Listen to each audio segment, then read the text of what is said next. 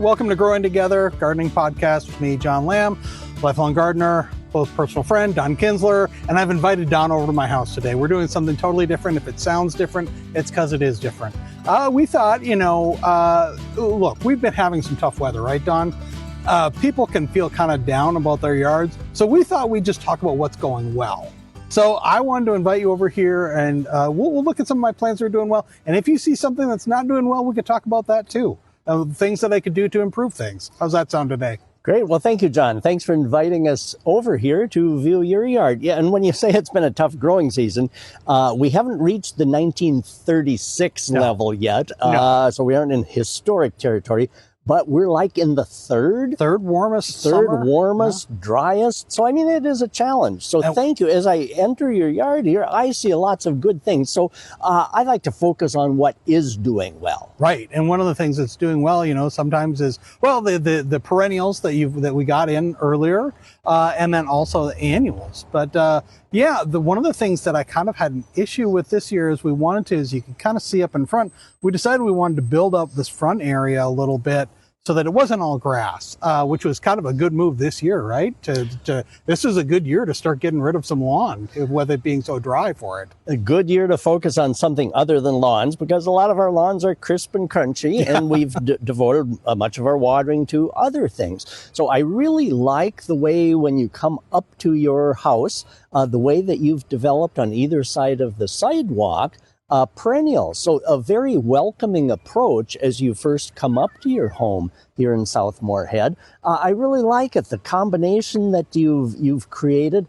And, one of the key points in landscaping, any home landscaping, is to make the front entryway inviting.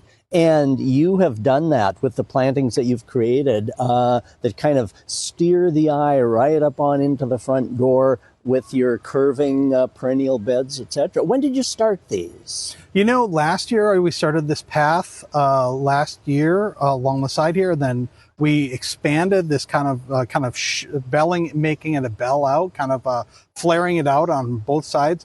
And then we had these grasses over here, these Carl Forster grasses that we'd moved once, and they were just kind of off to the side of the house. They were just filling in too much. So I decided to split them, and that was probably late June. So I was a little nervous that once we got into July, it was really hot. So I've been watering them pretty regularly. They seem to be doing okay, and I'm hoping that they will fill out and stand up better next year. And your yard has an air of freshness to it. I love the big spruce out front. Yep. And when I say freshness, it seems like there's a coolness to it here. You've got some shade. We do have some shade. We've got some great old growth trees off to the side, or to the east of us. So we get good morning shade. And then we've got some trees that are kind of establishing on our boulevard now. So we get in some other they don't quite offer enough shade, but with our big evergreens here. And so in the front, these big, beautiful spruce. Now those have got to be, I would guess, you can tell me, John, but I'm guessing they're at least 30 years old. Yeah, I think so, because we've been here for 10 years. The people who were here before us were here for about 20 years, and I know they planted one of these as I think this one here may have been as their daughter's first day in school. They planted a tree for her. So I'd say definitely 20 to 30 years, I'm guessing. You can kind of count the whorls of branches. Each year there's kind of a whorl produced, and so you kind of have to use your little imagination. But as you go up and count each of those, and so you've got some nice areas underneath there, which of course cast some shade. So you've got a nice grouping of hosta in that area under the spruce. And as we go along, especially on the side of the house, I call it kind of my hosta restoration project. Take hostas that were moving from sunny areas that got sunny, stuck them over on the side of the house where it's shady. And now I think next year, or maybe even this fall, I'll be able to kind of split them and maybe plant them around this, because under a shady area you don't really need to see the green of the weeds that are growing. Maybe kind of smother some of that out, plant hostas there, and I think really nice. Kudos to whoever did plant those spruce, because they're about equidistant from the sidewalk, the street type sidewalk, about equidistant from there to your house. And even in their age, they're just kind of starting to touch. They aren't interfering with the house, but they're kind of just about the right level. You've got a sidewalk, so you're able to kind of walk under the branches overhead. I see some spruce that were planted 20, 30 years ago. They were planted like 4 feet from the house foundation. And then 30 years later, it looks like they're kind of overcrowding the house. But these were planted beautifully. And I love the way that you've elevated some of the lower branches on that so that the sidewalk that goes from the front door around, you kind of walk under that glade created by the spruce branches. Yeah, it's been really nice. And then we come back here a little bit closer to the house, closer to kind of, under the big window, the front room of the house. Your foundation planting out front, either on the side of the front entry. Yeah, and you can see where we scraped up dirt here where we're going to bump out the flower bed, bring it out about a foot or two, maybe even more. But we did that just before it got so hot. And then the last thing we wanted to do is spend more time down on the ground. But I think now that it's cool, I'll reweed this and maybe pull out and establish a border again. And then so next year we can kind of put down mulch and kind of move some plants. The thing is, with this is you'll see in some areas here, you've got things that have grown so well that they're just kind of getting crowded in. We've got some alliums. We've actually got an allium that's kind of lost under that dogwood back there. We've got a hosta that's maybe probably getting a little too much sun for what it is, for where it is. So move some things around and kind of, again, like you're saying, add to some color kind of along the walkway and move some things around and get some other things in here. Yeah, so as I'm looking at your foundation planting here, I see the edging still in place from where you previously landscaped. And then I see the strip of bare dirt where you're going to move the edging out. And that is such a common mistake. I've made that mistake so many times. When a person is starting a landscape along the foundation, all the plants look so small. Yeah. And so we tend to go too close to the house foundation. And so the last time we landscaped our home, I came out about where I thought, and then I came out a whole bunch more feet away. And I'm glad I did. I probably should have went out more. 25 years after landscaping, I've never heard anybody say, gosh, I came way too far out from the house foundation. It's always the opposite. So I suggest, and for myself as well, to when you're doing along a house foundation, come out as far as you kind of think, and then come out a whole lot more to give yourself space. And but otherwise, the alternative is like you're doing, John. Yeah. To a number of years down the road, bring that edging out and do some relocation of plants, and then you have a fresh landscape again. Well, here we are in August, and one of the things I'm noticing is, with the exception of the allium, there's not necessarily a whole lot of color once the daylilies go down. The veronicas have kind of passed now. The hosta flowers are kind of gone. So one of the things I think we'd like to add is maybe something that would have a little late summer color in there. Not sure exactly what that would be. We would kind of fit into. This is, I guess, maybe not quite a cottage garden, but kind of along that line. Yeah, it is along those lines. So we'll figure out something for a late color. Yeah, and right now the alliums are blooming, and look at the butterfly perched on top of the allium. And of course, the alliums have that beautiful greenish foliage, but then rising up out of the foliage are those stems topped by that round ball of lavender pink. And the butterfly is just having a heyday on it. So beautiful mid to late summer color on those. And one of the things that we did plant that's got a little bit of color here is it's a berry white hydrangea. So it gets kind of a nice pink white little the panicles on that. And that's been really pretty nice. Yep, the panicle, one of the good panicle type varieties of hydrangea with the cone-shaped flowers. Yep. Beautiful, and starting to turn from its whitish to getting that pink tone to the, and I see good moist soil underneath. Of course, hydrangeas love water, so no wonder it's doing so well. You're keeping it well watered. Yeah, and the area kind of behind it, we're trying to figure out, it's gone kind of wild. You can see some snow on the valley back there. There were some daylilies that were planted, but then also the creeping bellflower back there, that now that it's a cool day, I think this weekend I'll go in there and try to dig those out. I wonder whoever brought creeping bellflower into this country. I don't think it was native, but creeping bellflower, for anyone familiar with it, It's pretty, lavender blossoms, but it spreads all over the place. It is a plague. Now, as I'm looking at your the front of your house here, I'm seeing a beautiful window box underneath the front windows with beautiful pink, looks like a couple of shades of pink petunias. Yep. Do you recall what petunia varieties those are? I think those are super petunias. Yeah. The super petunias, sure. And so those have been really nice. We've every year or at least a couple of years, we've switched them around. We tried yellow just to see like what the right kind of color mix would be. We tried yellow, kind of a cream yellow. A lot of times we will go back to the pink and white, and then the white ones even have that pink kind of core in the middle there. But yeah, those always get plenty of sun there. And they're cascading beautifully over the window box. Yeah, you can kind of tell where there's one area, and I wonder if you could kind of train petunias a little bit to go up. If you have something there that they can climb, maybe that would be an idea.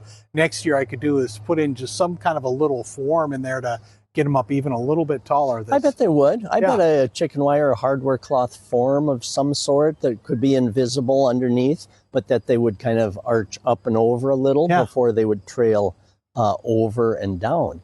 But yeah, I'm not complaining. It's really pretty. And you've got a dogwood in the corner there that rounds out that corner very nicely, just about the perfect height for that. And a burning bush, the euonymus burning bush. And the rabbits, the rabbits have not destroyed it. No, what's your secret? They stay away in the summer. There's enough other things for them to eat. You'll see our marigolds are pretty well chopped down, and they love getting to. We never get to see our tulips. But so I fence it off in the winter. I wrap a fence around it, and then just kind of keep it. I don't water it too much because they don't want to be too wet. I've heard. So just give it a little bit of water from time to time, like once or twice a week. And it's doing pretty well. This is probably the best it's ever looked.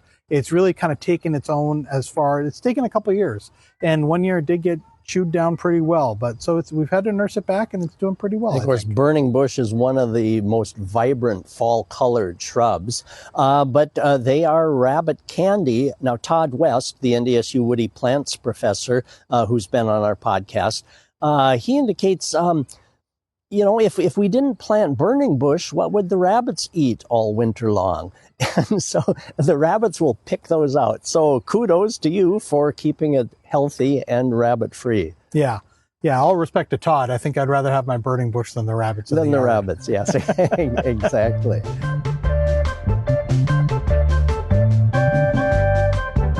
Okay, here, let's walk around the north side of the house to get to the backyard. And you'll see what I'm talking about when I talk about my hosta recovery project here. Things that I've moved along. The north side doesn't get a lot of direct sun here under the eaves of the house. So it's worked out well for hostas, though. Oh, it has. Wow. And you've got a nice planting of hosta. And it looks like there's a little something for everyone here. The first one I'm looking at is one of the nice green leaves, the variegated type with a nice white edging. I like the contrast between the cream edge and the green leaf. Wow, and then the one next to it, solid green leaf, but a great big huge. That must be 4 to 5 feet wide. Yeah, it's not a woo, I don't think, but it's that like is one huge, below. Magnificent, nice waxy green, deep green leaves, and a huge hosta plant. Yeah. Well, and the one next to it is a little shorter, kind of the variegated again with the white, the creamy white and green, little bit of a waviness to the leaf, a smaller structure plant, maybe only 18 inches across. So this really shows the diversity in hosta. Well, and the next one I'm looking at is kind of a two-tone green, but look at the leaf shape is kind of a nice round. They're like hearts. Leaf, almost a heart shape with nice violet flowers coming up.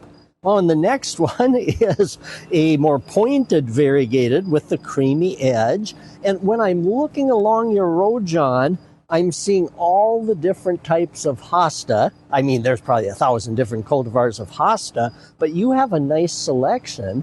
And I'm enjoying looking at all the different leaf shapes, the different colorations. And yeah, like I said, there's a little something for everyone. And on the north side here along the foundation, they're doing beautifully. Yeah. And, you know, like here we've got this little strip of grass between our house and the neighbors. And I've kind of even thought about, well, you know, maybe I could just tear this all up, and it's weedy in most of the area anyway. And then you plant even more hostas over there. So hostas just keep growing. So maybe that's just, I kind of embrace that. You know, I'm imagining that look. Okay, because you've got a sidewalk here, a fairly narrow sidewalk, the hosta on one side between the little sidewalk and the house foundation. But wow, a hosta planting on the outside then of this sidewalk. You'd be walking through a hosta planting. Yeah. Yeah. And since there's 1,000 different hosta varieties, you've got plenty to choose from. Exactly. You'll have plenty more to choose from. I'm seeing that in my mind. Well, here, let's head into the backyard here.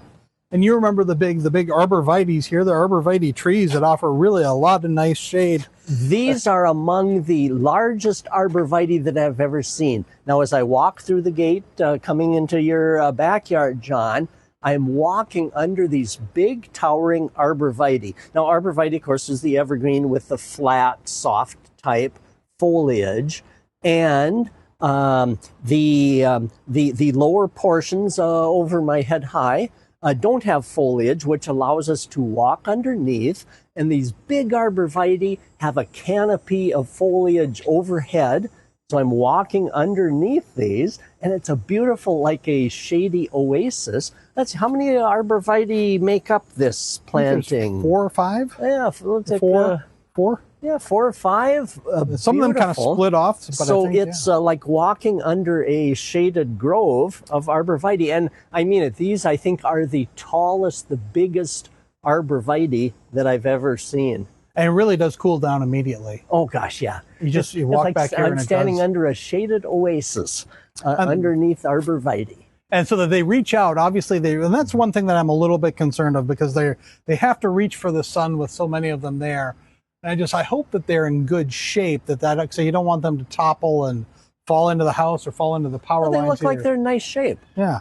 But there's some of these ones that have the lower hanging branches that are kind of hanging just above the walkway. Certainly when there's heavy snow in the winter, they really hang down. So I think next spring I'm going to go through and prune them up a little bit, take off some of the lower branches that do tend to hang down. And the branches are arching up and over your back deck, giving some shade.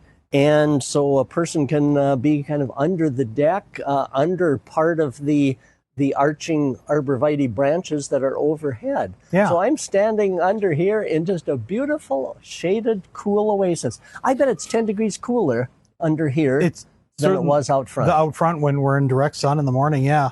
In the later afternoon, obviously, this is where the area... I love the softness of arborvitae foliage. They're just fun to kind of... The foliage is flat and just nice, and they have that wonderful evergreen aroma. Yeah, and there's this, this kind of almost like a curtain effect as you walk through. Yes. So because they're so light, it may not bother people as you walk through. But yeah, they aren't prickly like spruce type needles. Yeah. So they're not going to stick you. What a wonderful thing to have. So, wonderful that whoever planted these, I don't know how many years ago, maybe the same age as the spruce out front, maybe. Yeah, and I think that, they were done as kind of a shade between the neighbors, just as a little privacy thing. They give nice screen also. And that's worked out really, really well. And then we come into the backyard. One of the first things we see is, I'm going to be honest, this is a big weed patch. This is where we tried to do the alternative lawn. Yeah, exactly. The bee lawn. Kind of the bee lawn, with clover. And it never came back. So this year we're kind of not sure what to do with it. But we've got these big planters here that we've had for about 4 or 5 years, and they offer a great way to get some color in here, get some growth in here. I plant mostly some Rex begonia there. And I'm drawing a blank here on the name that they can be kind of shade. The coleus. Yeah, we got lots of different coleus. But so that's a nice big square. What's that planter made of? Is that? I think it's some kind of a poured concrete. I had to get a friend with a Tommy lift truck to come help me move them when I bought them. So what a beautiful shade type planter, yeah, like you say, you've got the big Rex begonias, coleus with the reddish green leaves in it. And the one thing this year that I've always liked, the kind of the wandering plant, you know, these big trailing plants. Yes, now it's called wandering dude. Wandering dude, I'll take that. I'll accept that. Yep, with the silvery leaves with the kind of greenish purple down the center. Yeah, it's almost like a beautiful stripe. Yeah, make a wonderful outdoor planter, and then of course you can grow them indoors as a house plant. And I knew them mostly as houseplants that would really trail down. Here we planted it here, and it's just kind of exploding every which way, which is kind of a wonderful effect. And one of the branches had fallen off, so Sam just kind of plucked it and put it in over there with in another one. And it rooted. So that's a good thing to know that those are really, they will take off back here. And I think next year we'll get another one, and then we'll try to root some more back there. And so I like the other planter too, with all the coleus in. And of course, coleus also offers a little something for everybody. So I'm looking at a coleus that's almost entire burgundy leaf. Yep. And there's the other one. I like that one with the burgundy center with a little bit of green around the edge. Nice contrast. Oh, and there's one that's kind of a lemon yellow, totally lemony yellow. Beautiful. There's one with the small leaves that are, sometimes they're used as trailers. I think it's called a chocolate drop or something. And yes. And that's the thing with the coleus. Sometimes, you know, you'll see too that there's another one with a pinker leaf in the back and another one in the back of the other one. Some of them will grow so big they will just kind of crowd out the other one. So you just kind of you kind of live with that sometimes. Yep. And I see you've got a wooden fence, solid wooden fence in the backyard here, and in the corner of that wooden fence you have a potting shed. Yeah, a little potting area, a little potting table that Sam's dad made for her, which is really nice. That we just kind of put some impatiens on the top. Yeah, I like on the back wall of that planting bench, you've got two beautiful planters with kind of an orange and white impatiens. And I don't recall what the creeping Jenny. Creeping Jenny, maybe, that is coming down. There are some kind of neat forms of that. Well, and you've even got potting mix and everything in pots ready to go. Yeah, that's a neat idea. The potting kind of a potting bench in the back corner there. Yeah, and you know, one of the things I like for like hanging baskets, I've really liked having a fuchsia. These fuchsias with the kind of that have like the ball flowers, where they come up with these kind of bright red ball flowers, and as they open up, as they flower, there's this white that kind of comes up in the middle, and they hang down. So they don't necessarily trail a whole lot, but I think they do really nice. They have really nice green leaves, and that's something that I've learned. It doesn't necessarily need to be as wet as our other hanging baskets. They tend to like it a little bit drier. So something we kind of figured out, but it does pretty well, and that one doesn't get as much sun as the other one. So right now it's probably about the peak amount of sun it'll get here in the morning, about 10:30 in the morning, and after that, you know, it'll get a little bit darker over there, but it seems to do really pretty well.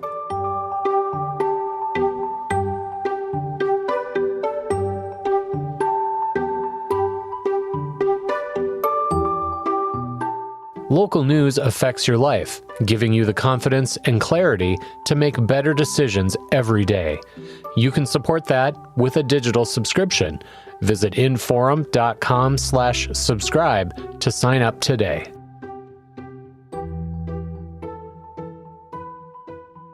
So I see on your garage wall you have a vine growing on a wooden trellis.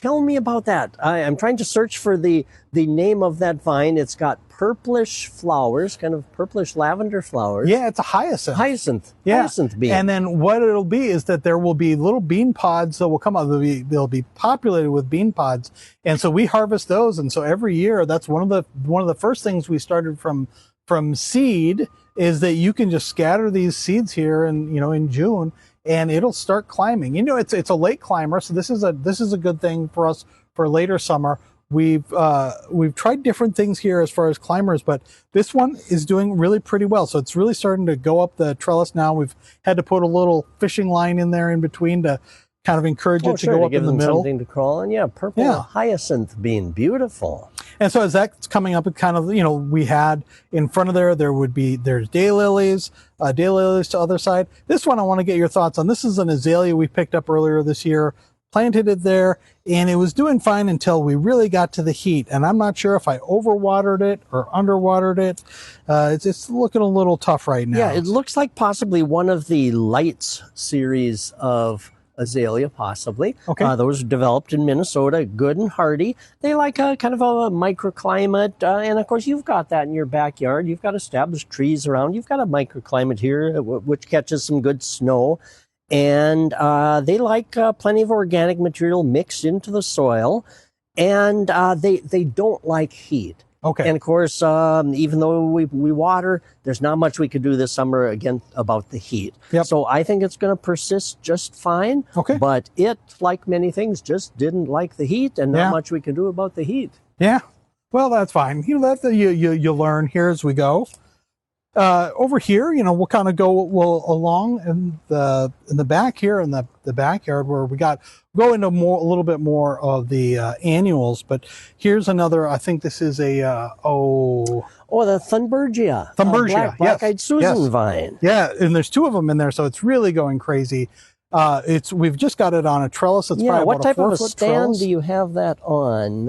It's a wire stand I'm looking at. It's trailing down beautifully. Yeah, it's trailed up and it's trailed down. I probably should. This is something where I should probably figure out another way to keep it going up. Yes, and so the black-eyed Susan vine comes in both yellow flowered and orange type flowered as well. So they're a good annual type vine. Did you purchase the plants on this? Yeah, or did yeah. you... Nope. This is from Purchase Plants. Yeah. And so here we've got a really kind of a nice hanging basket. I can't remember exactly what this is. I don't know if this is one of the pretty petunias of some sort. There's so many nice cultivars. This is a beautiful, I'm looking at a beautiful purple one, a deep purple center with a lighter purple, pinkish purple on the outside. A little smaller blossom, but more of them. So a very pretty, one of the many, many cultivars of nice and petunias. not as prodigious as the wave petunias or the super petunias, neater but style. Yeah. Yep. But this is really pretty nice. And then here we've got a lot of balloon flowers. Balloon flowers. Oh, those are pretty. The balloon flower, the variety I'm looking at here that you've got, John, is kind of a pale pinkish lavender, and a balloon flower is a nice perennial. And the kind of a trumpet-shaped blossom, balloon flower. And of course, the reason they're called balloon flower is when they open, they're kind of like the bud is kind of like a balloon. At first, it just looks inflated. Exactly. Yeah, and then over here we're trying. This year we never grew Cleome before, and this was something that we noticed when we were up at actually Sam's aunt's funeral. She had a lot of Cleome on the side of the house, her Aunt Diane, and we really liked those. And we thought this would be kind of a nice nod to her. That's the great thing about gardens, is that you can have things that remind you of people who maybe aren't around anymore. But so we planted 3 Cleomes, and boy, they are fun. They get tall. They have a really unique look. They kind of like almost a spiky. They look like they could be like almost like a cactus. Yes, in fact, Cleome, another name for that is spider flower. Okay, So they do have kind of a spiky, spidery shaped kind of blossom, and as the seed heads start to form. And now Cleome, a wonderful annual that gets taller. There's a variety called Sparkler, which is a little more dwarf. The old Queen mix can get up to 5 feet tall. And so I like the way the variety that you've got here is kind of pinkish, several tones of pink to that flower. So again, Cleome, spider flower, a good taller type annual. I like the way that you've got the annuals mixed in with some of the perennials in this bed here. And the Cleome provides a good taller background. Then I see moss roses, the low-growing moss rose, which doesn't get very tall but spreads outward. So I see you've got those kind of in the front and in between. Those make a nice spreading blossom, kind of a little succulent type leaf almost. They do so well when it's hot and dry. Beautiful deep pink one that I'm looking. And they don't need to be watered as much, do they? No, they actually like it a little dry. Yeah, because they've got kind of a succulent, waxy leaf. They can maintain moisture really, really well. And of course, beside those is another heat-loving plant. No wonder they're doing so well this year, and that is salvia. So the variety here, I'm not sure what the named variety of this annual salvia is, but it's kind of a salmon colored, salmony orange. Beautiful. The spikes are rising up out of the leaves. So a beautiful salmon colored salvia. Salvia, of course, there's perennial type of salvia, annual type salvia. This is a beautiful annual type. Yeah. Yeah, I'm not really too familiar with the annual type, so this was fun to have back Oh, here. and there's as we walk along, upright, there is the perennial type salvia. In between. Well, probably we shaved it down once. It's already had its with the spikes of kind of purplish. Purplish. I wonder what variety that is. There are quite a few different perennial salvia. Yeah, and my favorite is Blue Bayou. Yes, is a beautiful one. This one looks equally as beautiful. Now, what have we got next here with kind of a rounded pink blossom? I cannot is remember. That bachelor button? Ephlodon. What's another name for Ephlodon? Bachelor button, a centaurea? Yeah, it could be a bachelor button, I think. Yeah. Oh, beautiful and annual. Sometimes they will seed themselves.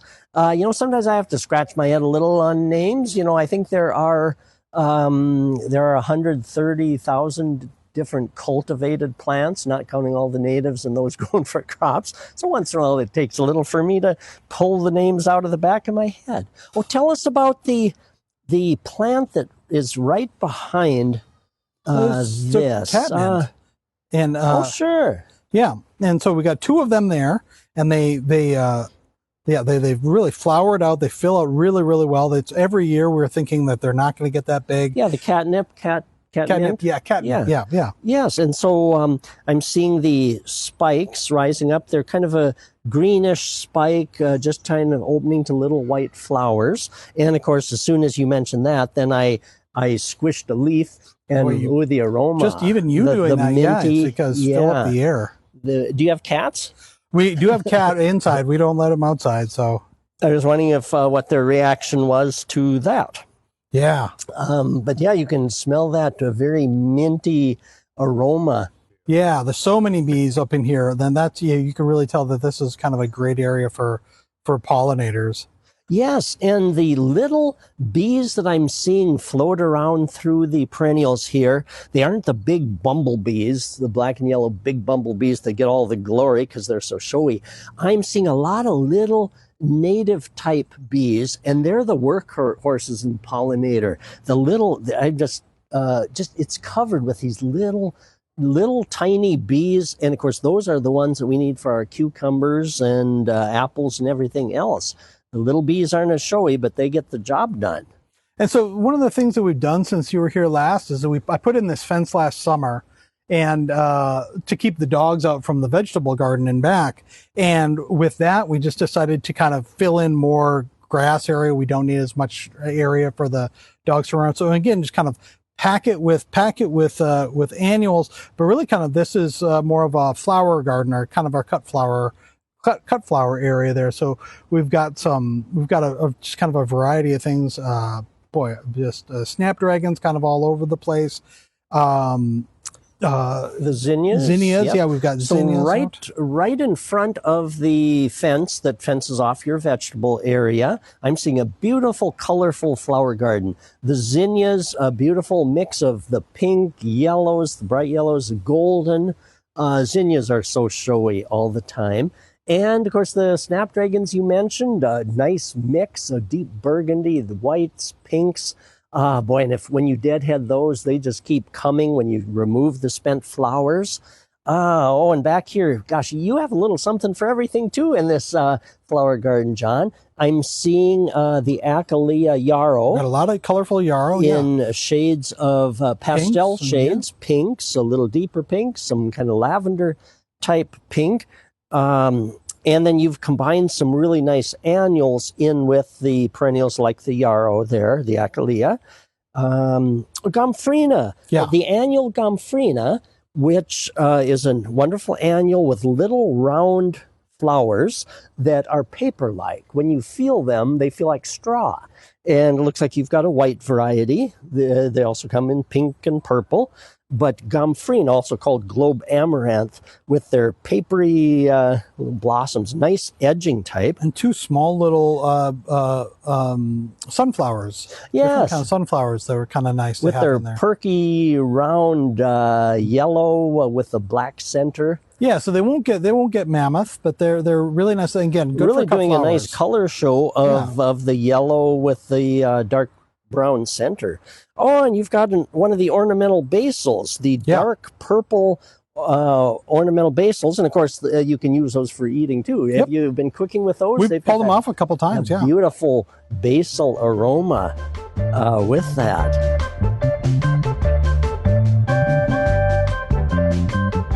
So now I'm looking at the very back corner of your yard. So from the garage over to the fence on the outside of your yard, you have an entire area fenced off for vegetable gardens. I love the way this vegetable garden is, and it's fairly good size as well. So the fence that you've got in front is a wooden frame fence with chicken wire as the panels and a gate in between. So this has got to keep the rabbits out. It does pretty well. We've found one or two that have gotten in there, and unfortunately, it doesn't help with the squirrels. Squirrels are always going to find their way over here. We can walk back in here. And So now, as I'm looking at this garden, it's beautiful. It's picturesque. Okay, so on the outer edge, you've got this beautiful wood frame fence with the chicken wire panels. But up on the railing of this fence, as we're going to enter into the vegetable garden, you have beautiful flowering planters on top of that railing. Yeah, it'd be kind of a mix again of some of the things that we have for cut flowers here. Obviously, we've got some petunias, some kind of these black velvet petunias. That is a black velvet petunia. Yeah, I mean, beautiful. that's just, it's all in the name, but they are just a lush, deep, beautiful petunia. And a fiery orange zinnia, the small flowered, but the neat habit that does well in planters. And a yellow zinnia that also low growing and wonderful for planters. Yeah. So, John, this is a beautiful vegetable garden as we walk in. It's not only obviously practical, but it's beautiful. Yeah, and it's maybe even a little bit overwhelming now. You know, things are in full grow mode. And we've got three container beds, three kind of what would you call it? Galvanized. Yeah, they remind me of cattle troughs. Well, this one is, the one in the middle here is a taller one. This one's about 2.5 feet, 3 feet tall. Sure. The other ones are about just 1 feet tall. They're a little bit wider. They're maybe about 6 by 3 foot or 6 by 4 foot. And so what we learned with those is that in the middle one here, the tall one, we'd planted tomatoes last year, and that just cast too much shade among everything else. So we have our tomatoes on the north side, furthest north of all the planters. And here we've got 3 tomato plants. We've got a sun sugar. We've got sun sugar over there. This is another kind of a smaller sort of cherry type tomato, it looks like. Starting to come in. And then this one, I can't remember which variety it is, but this is like more of a slicer here in the middle. Sure. And that one there, I think one started to turn color and then a squirrel got to it. So we were reminded that as soon as they start turning color, you better get out there and start pulling them. And then over here in front of these, so that, you know, we knew that the tomatoes would grow up high, but we planted a line of pepper plants in front of them. So we've got these shishito peppers, which, have you ever had a shishito pepper? No. I like to just fry them up. You just give them a little bit of heat. They blister them up a little bit because their skin already, they look kind of bumpy. You know, they're not quite smooth like a jalapeno pepper. And then you just eat them raw. And they say that 1 out of every 10 is a little bit spicy, but they're not too bad. So no, it's really I'm nice. German. Our idea of spice was salt on the mashed potatoes and cabbage. Black pepper, maybe? So or green pepper, if you want really spicy, the sweet green peppers. But I admire anyone who grows the hot peppers. This is really an awesome arrangement. And now, of course, you've learned from experience. Experience is the best teacher. The tomato planting here on the north side is amazing. Now, even if I were to step up into the planter, I think that The sun sugar tomato is way over my head high. It's easily 6 feet. And or so plus, you've got them staked up beautifully. So the tomatoes are growing vertically up. You've got them staked up beautifully. It looks like on fence posts. Fence posts, and then there we found a little kind of a structure that you kind of manufacture, almost like, not like Lincoln Logs, but Tinker Toys, Sure. where they're joined. There's just you get a box full of sticks and then a box full of joiners, and you can kind of stick those together. And so we've made those into kind of like a square tower. So a great example of how tomatoes can be grown vertically and don't need to spread so far out. And in our small space, as you'll see, we've realized that we have to kind of grow vertically, which is what we're doing with cucumbers. This is our first year doing cucumbers too. We have got a cucumber growing on the back fence. And look, there's one ready to pick in a few days. I'm sure you've been harvesting. Well, and here over one there, you'll see there's a small kind of a orb one here. I'll swing over by you. This is called a lemon cucumber. And if you come over here, you actually kind of want to touch it because it's got almost like a prickly, soft texture to it. Oh yeah, it has it's got almost a little bit of a prickle to the texture. Yeah, and the cucumber plants, the leaves have that kind of a coarser feel, I think, as probably as a defense mechanism. But so that's been kind of a fun thing to grow. And then in the kind of a row along the backside of the fence here, grow some things that we thought we could get by with. Nice display of herbs. Yeah, looks like you've got all kinds of basil, oregano, thyme. With herbs, I just have to touch them and get the aroma. It's so nice. Ooh, the basil. I love it. When I just rub gently the leaves, that basil smell. And let's see, would this one be oregano? Yep. Beside it? Yep, oregano. And there's oregano, thyme. I like that smell of fresh thyme. And the spikes of the rosemary. Rosemary. Yeah, those are wonderful. Well, and what have you got right over here, John? I think this is another pepper plant that'll be... Yeah, possibly another pepper plant. And right in front of the pepper plants that you've got in the planter trough here, I see you've got a row of onions on the outside. Yeah. So you really had kind of the lower growing, then the medium things, and then the tall tomatoes in the back. So good job of staggering the heights with the onions in the front. This is our first year of growing onions, and so I have a question for you. Is it okay that the onions appear to be half up, almost out of the dirt right now? Yes. Onions are an amazing crop. You would think that bulb, the onion bulb, the edible part, should be way down underground. Actually, the roots that do the business of the onion are those things down coming out, that look like roots underneath the bulb. Okay. So with onions, you're doing it right if half the thing is sticking out of the ground. Okay. Because as long as the roots are underneath, then that's the important thing. If the entire bulb was totally masked underground, it could easily rot. Okay.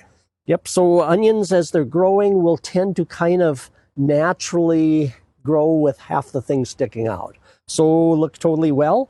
And it looks like the tops are falling over. Mm-hmm. So they're indicating that they're reaching their maturity time. So when they're totally bent over and no green left, then it's time to harvest. So you think a couple of those ones that are in those no sign of green leaf. You can pull those, cure them in the garage for a couple of weeks in a nice flat tray, and then they're ready to store.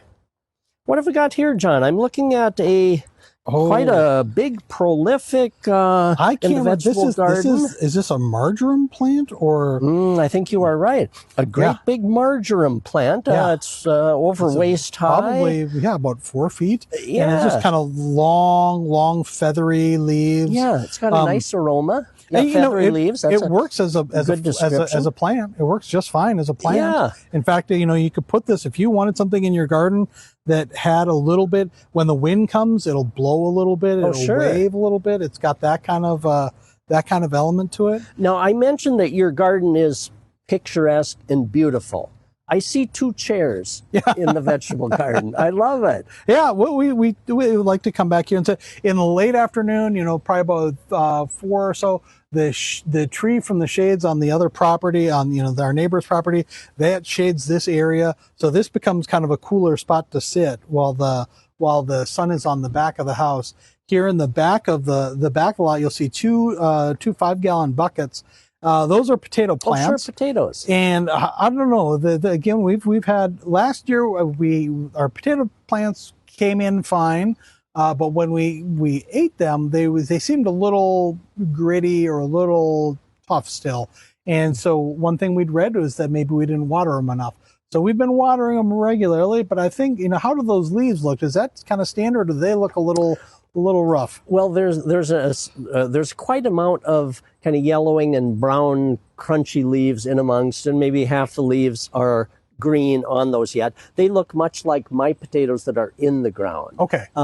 This year with all the humidity we had, there was a lot of blight. And of course, the blight caused the great Irish potato famine. And so there's blight in many of our potatoes as well. But as long as there's green leaves, there's still photosynthesis going on, and the tubers should increase in size. So until the plants totally die down, at which point you could harvest, they should still be making size on the tubers. But our potatoes don't look picturesque in plant either this year. Gosh, and in the other planter here, and the third one, I'm seeing beautiful carrots. Yep. I love the ferny look of carrots, and again, it makes this garden, vegetable garden, look beautiful. And now, wow, this big plant in the middle here. These are big squash plants. Big squash plant. Now it's growing vertically. It looks like a big pillory mound. What type of squash is this? This will be a delicata.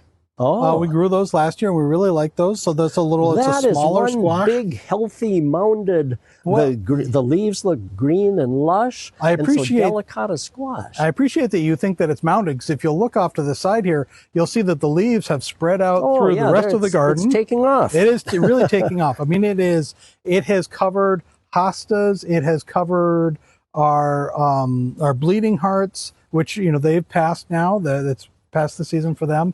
It's gone into the ferns. It's providing actually a lot of shade for things that are shade loving. And now I'm peeking inside this big squash plant here to see if you have any squash forming. Well, let's see. I think there was. Do you have any squash forming? Now I'm seeing blossoms. Okay. And now it's interesting. On squash, cucumbers, melons, there are both male flowers and female flowers. And of course, the male flowers don't result in any squash.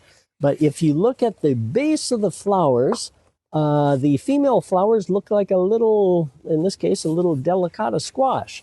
The male flowers don't. And I'm seeing flowers that look like little delicata squash at the base. Oh, good. And yeah, so I think you're probably going to have some more forming. So that's a good sign. Yeah.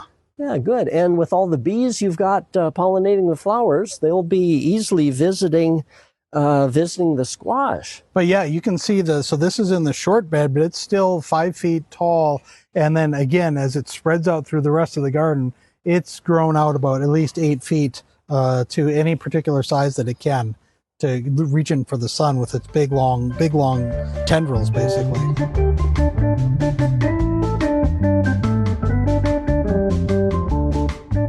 Okay, so here we're on the south side of the backyard, so the south fence. And this area gets a little bit more shade. You'll see that the maple tree there, that casts a little bit of shade. And then once the sun directly overhead, it'll get some sun. But then later afternoon, it gets pretty well shaded. We got hanging baskets on the wall of the fence, which is really kind of nice. Solid wood fence with hanging baskets all along. Those really give pops of color along what is otherwise just a blank wooden fence. I mean, the fence is pretty too, but with the hanging baskets attached to those, beautiful. Yeah. And the colors on the hanging baskets are really nice. You've got things that drape kind of over, as well as some things that are a little bit upright. They're very beautiful. And then again, using Creeping Jenny as kind of a trailer in the front, so they kind of just really draws your eye up and brings it in. But yeah, we've got some hostas. Again, we've got the continuation of the flower bed with more snapdragons and petunias in the ground, different things like that, and the hostas. And then, we got, The hydrangea? Yeah, hydrangea was here when we moved in, and actually when we put up the fence, the hydrangea was right on the border line, right on the property line. So when we put up the fence, if you go over on the other side, there are a couple of stalks of flowers that are going up over there. But as you'll see, probably with the addition of the fence, it added a lot of shade here. Hydrangea, it's started spreading out a little bit more and kind of drooping now. So we decided we wanted to do something else. We've got another small hydrangea that we picked up earlier this year, and now that we're into cooler weather, probably by middle of August or so, we'll dig this one up and dispose of this, and we'll plant the new hydrangea probably just about here in the middle, and that'll allow us to move some other things around here where we'd planted before. And as you said, we plant and then you think that it'll never fill in, and then things fill in really a lot too much. Exactly. And of course, the big hydrangea, the well-established hydrangea that we're looking at, is the classic Annabelle type with the big round white flowers. And it's interesting, this time of year here, the white flowers are fading to its green look. Yep. And then they'll turn to brown. Many people use those for a dried flower type arrangement once they get that brown, totally dry look. And of course, with the older type of Annabelle type hydrangea, they do have weaker stems, so it is kind of they flop. flopping. Exactly. And so I was going to ask you about that hydrangea that's still in the pot. I thought I was the only one that still had plants at our house that were still in the pot. I do too. So I'm happy to see. Now, let's see. The new hydrangea that you're planting, I wonder what type that actually is on that. Oh, let's take a look. That one is... let's look at the name here. I'm curious. Oh, razzleberry hydrangea. So that's going to be very interesting for you. It's the paniculata type. See, with all the cultivars of hydrangeas, I looked for the botanical name because razzleberry didn't tell me whether it's fully adapted, but I look in fine print, hydrangea paniculata, and that tells me it's the panicle type, which is well adapted.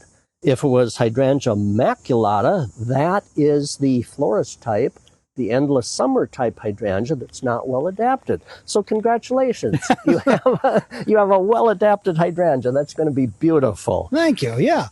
And so when we put that in, again, that gives us some space here to move some of this other stuff. We've got a patch here of the daylilies. These are the kind of the basic creamy yellow daylilies. Again, more hostas that I could probably move into another side of the yard now.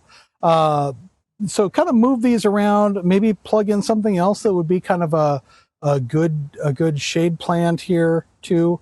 And but this is one of the fun ones here. This snake root. Oh, sure. And so this will send up a little flower, a little plume, and it'll get really even a little bit taller. But that's a really kind of a nice thing that we have for the foliage on that is fascinating. It's kind of almost a purplish green. Yeah. And the leaf, it's not a big rounded leaf. They're it's almost kind of like a maple leaf, but they come out with the I was thinking that almost like a maple type leaf. And so snake root, beautiful, well adapted, good, hardy. And I'm seeing some more of your hosta collection. Wow, one of those that I'm looking at is, I'll call it a lance leaf hosta. The leaves are not wide at all. They're long and thin. Long and thin, it's kind of sword shaped. Yep. And the variegation. But then they kind of crinkle a little bit. Yeah. Which is really kind of a nice Crinkled thing. along the edge. And then, here we've got, this is almost the Don Kinsler signature, Don Kinsler special. The fleece flower. The giant fleece flower. And I think in other people's yards where they didn't just kind of stick it in a corner that gets a lot of shade, I think other people's are still standing more upright. But ours is drooping now, but it does. It's been a great plant. But it looks pleasant. Yeah. And of course, the giant fleece flower is giant. It can easily get head high or more and equal in width, 6-7 feet wide. It's filling up the corner of your fence quite nicely. Yep. Now, again, maybe you don't want it taking up that much space. But for anyone who does want a perennial to put in a corner to take some space, giant fleece flower is beautiful. Creamy panicles of flowers starting in probably late June, early July. Yep. And then they fade to tannish. They cling on. I don't mind them on all winter. I kind of like seeing them even during the winter time. One thing that we didn't anticipate or we forget about is how big it'll get and then how much it'll droop. You can see that I've got my amaryllis bulbs planted back here because I thought to keep those a little bit out. The giant fleece flower is doing its giant thing, and it's overtopping. Looks like there's a hosta hidden under there. And there's a hosta back there too. And sure, yeah. So giant fleece flower is doing what giant fleece flower does. But we got these giant begonias this year too, and I just was intrigued by. I'm liking begonias the older I get. That you don't have to water them as much. You want them to get dry. They want to get it a little bit dry. But this one I was really intrigued by. I thought it could really be a nice thing to kind of pluck in an area where it doesn't necessarily get a whole lot of sun. And it's really filling out. Just beautiful waxy leaves. That type of begonia is called the wax leaf. Okay. Also called fibrous rooted. They don't have a tuber or anything underneath. Sold as bedding plants at garden centers, and they really do well. Shade, filtered shade. Shades of rose, white, dark pink, the nice rounded waxy leaves like you mentioned, John. Yes, I've come to appreciate begonias. Yeah, and so then back there we've got some other things. We've got a sand cherry, which earlier in the year, that'll have a little bit more color. It's kind of a nice little plant. This is the peony that we had smothered for 2 years under plastic tarp, and just one year we noticed it was growing up in this area. Wow. And when we cut a slot to see what was coming up, we saw this peony, so we decided we had to kind of free it, and it does pretty well still. And here we've got this. I don't even know if this was a volunteer maple tree. This is the one that I'm constantly battling chlorosis on, and I give it a really couple of healthy doses of iron in the spring. I'm wondering if I'm going to have to try to do one of the things where you pound in like a spike with an iron treatment, because it's still the leaves here in early August they're already fading to that kind of light green. There's still leaves on the tree, which is nice, but it's obviously it needs help. Yeah, it's doing what many maples do in our heavy soils, showing iron deficiency chlorosis, in which the veins remain green, and in between the veins is yellow, and eventually then they fade to kind of a lemon yellow, and eventually, if untreated, can get twig dieback. And so iron can be applied from garden center, or the injections called the pound-in injection called Medicaps.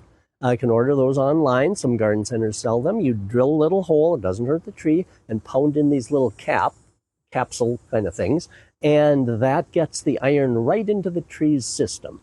Some people have had some really good success with that. Arborists can inject kind of the root flares with iron also.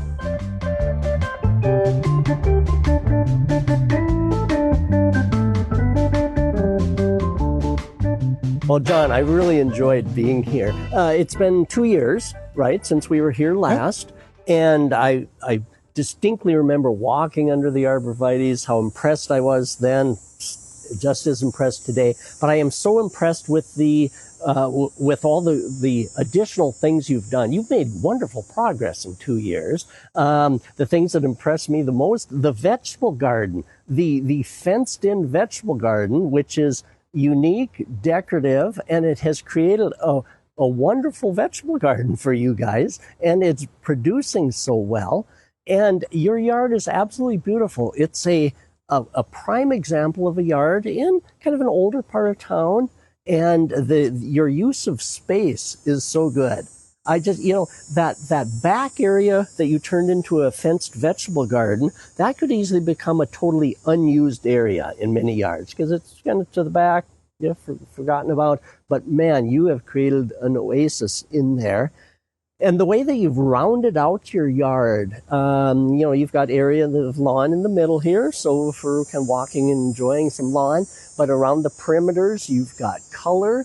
You've got an assortment of annuals and perennials.